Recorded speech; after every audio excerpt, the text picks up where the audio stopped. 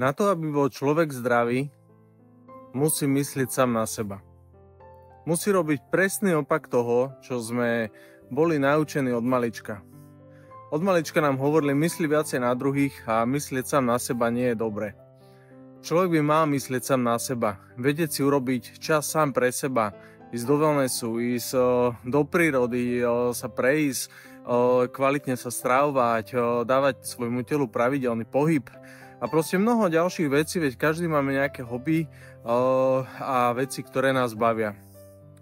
Ľudia veľmi radi pomáhajú druhým ľuďom a to je úplne v poriadku, ale vždy záleží, že z aké energie to robia.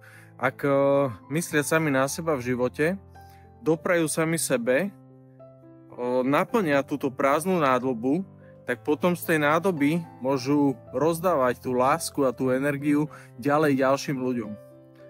Ale veľakrát je to úplne naopak. Veľakrát je to tak, že človek chce pomáhať druhým, alebo pomáha druhým preto, lebo nevie pomôcť sám sebe.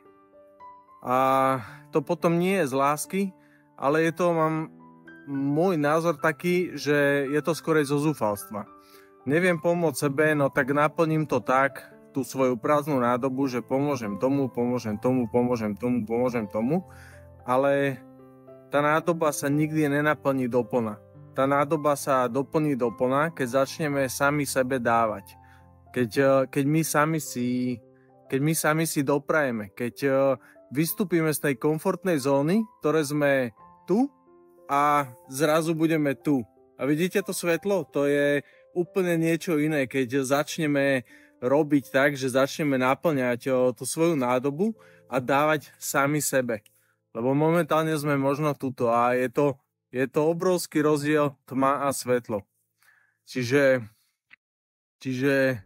to som len tým chcel povedať, lebo keď človek robí presne takto, že nedopraje sám sebe alebo pomáha druhým, tak veľakrát sa ani nedožije vyššieho veku a je to veľká škoda, lebo takíto ľudia sú veľkí dobráci, ale myslia viacej na druhých ako na seba, vyčerpajú tie svoje zásoby, lebo tá nádoba nie je plná, je len niekde v polovici, prepália to a odchádzajú o niekoľko rokov skorej, čo je proste veľká škoda. Takže začneme myslieť viacej na seba, lebo ak nemyslíme sami na seba, tak život nás začne zastavovať a spomalovať a ukazovať nám to, že hej, zastav sa, spomal, ideš ako raketa a začne nám ukazovať, že máme sa o seba viacej starať, lebo keď nás život zastaví a spomalí, tak nám nič iné ani neostáva.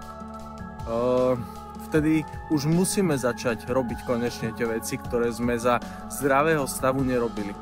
Takže prečo dochádzať v živote takto ďaleko, keď to môžeme mať hneď?